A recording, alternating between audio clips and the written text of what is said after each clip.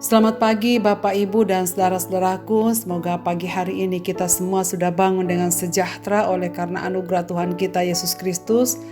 Selamat berjumpa kembali melalui acara Renungan Pagi edisi 24 Desember 2021. Bacaan kita pagi ini dari Matius pasal 1 ayat 24 demikian.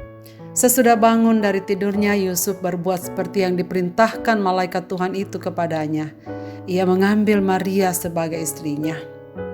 Saudara sekalian, tak berbeda dengan Maria, Yusuf pun melewati hari-hari yang menegangkan sebelum memutuskan untuk siap masuk dalam kehendak Tuhan. Memang menghidupi panggilan Tuhan dan menjalaninya tidaklah mudah. Yusuf bukanlah orang yang ternama atau terkenal, baik secara politik, sosial, dan ekonomi. Ia adalah seorang pria Yahudi keturunan Daud, dari garis keturunan Abraham, Ishak, dan Yakub. Saudara, mengapa ia dipilih Allah menjadi alat di tangannya?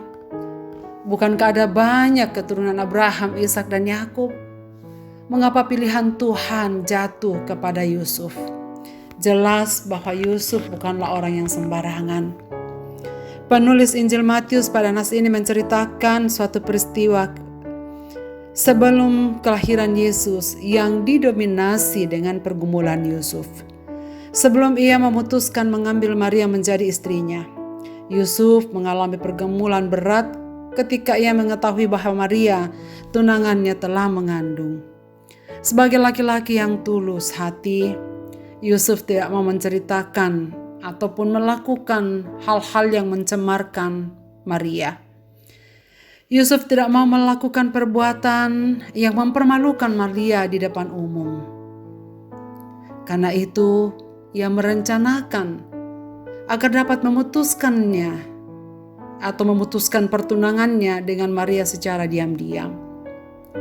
Satu sisi, ia menyayangi Maria, tapi secara manusia ia tak dapat menerima kenyataan bahwa Maria kekasihnya telah hamil di luar nikah. Ia gelisah, bagaimana bisa Maria tega melakukan hal yang keji bagi keluarga Yahudi yang taat.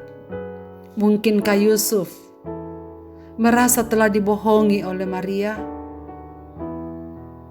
Bukankah anak yang lahir di luar pernikahan sebagaimana undang-undang hukum Taurat menganggap bahwa anak yang lahir di luar pernikahan yang sah adalah anak haram? Ia tak sanggup menerima kenyataan itu. Dan akhirnya tibalah pada suatu malam ia tak bisa tidur dan telah menyusun tindakan apa yang harus dilakukannya. Telah menyusun rencana supaya pernikahannya dengan Maria dibatalkan. Hal ini menyeratkan suatu hal, yaitu ia belum mengetahui bahwa Allah memilih Maria menjadi ibu Yesus, Mesias bagi umat manusia. Kemungkinan pada saat itu Maria tidak menceritakan kepada Yusuf perjumpaannya dengan malaikat Gabriel, utusan Allah. Sebagaimana Allah menjumpai Maria, ia pun menyampaikan rencananya tentang Maria dan anak yang akan dilahirkannya melalui mimpi kepada Yusuf. Mimpi inilah yang meneguhkan keberanian Yusuf untuk menikahi Maria. Ketika ia tahu bahwa juru selamat akan lahir melalui diri Maria, ia merespon dengan ketaatan seperti apa yang malaikat sampaikan.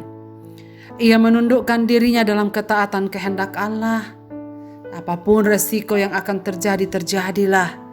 Ia sudah bulat pada keputusannya menyatakan kepatuhannya terhadap perintah Allah dan segera menikahi Maria. Seringkali saudara sekalian, kita tak berani mengambil keputusan untuk tunduk pada kehendak dan rencana Allah karena kita lebih mementingkan keinginan diri sendiri. Kita cenderung tidak bersedia mengambil resiko kehilangan sesuatu yang kita sukai dengan mengalihkan fokus hidup kita kepada rencana Tuhan. Kita lebih memilih mempertahankan nama baik di depan manusia daripada nama baik di hadapan Allah.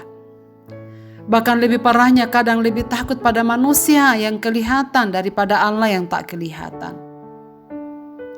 Yusuf lebih memilih taat kepada kehendak Allah daripada apa kata orang di sekitarnya. Karena ia ingin menyenangkan hati Allah. Saudara-saudaraku, apakah kita sungguh takluk pada kehendak Allah? Jika kita ingin mengalami penyertaan Tuhan dan menjadikan anak-anak kita menjadi alat di tangannya, mulailah lebih dahulu untuk mendekatkan diri kepada Tuhan. Muliakanlah namanya dan tidak bersandar pada pengertiannya sendiri. Saudara, tak ada jalan lain selain belajar untuk hidup taat di hadapan Tuhan. Kiranya Tuhan memberkati kita sekalian dengan firman ini. Marilah kita berdoa. Bapa di surga, terima kasih banyak karena Engkau mengingatkan kami dengan prinsip firman-Mu hari ini. Kami bersyukur bahwa Engkau mengingatkan kami. Tuhan dapat memulihkan keadaan kami. Engkau dapat menyelesaikan segala persoalan-persoalan hidup kami.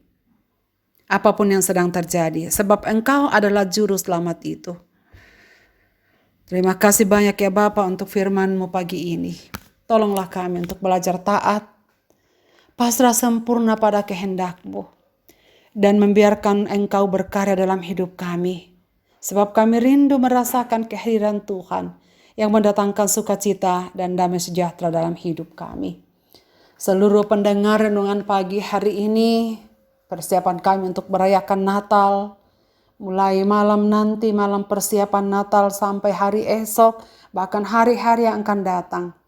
Tuhan, tolonglah kami semua, supaya kami menghampiri Dikau dalam ketaatan, menghampiri Engkau dalam sukacita, menghampiri Engkau dalam damai sejahtera. Dan biarlah semua umat-umat mendengarkan firman-Mu pada pagi ini, mengalami damai sejahtera yang Kristus bawa ke dalam dunia ini. Terima kasih ya Bapa di sorga, kami serahkan hidup kami ke dalam tangan kasih-Mu. Dalam Kristus Tuhan Juru Selamat kami berdoa. Amin. Selamat beraktivitas Bapak, Ibu, dan saudara sekalian. Selamat memasuki perayaan Natal. Tuhan Yesus memberkati kita. Amin.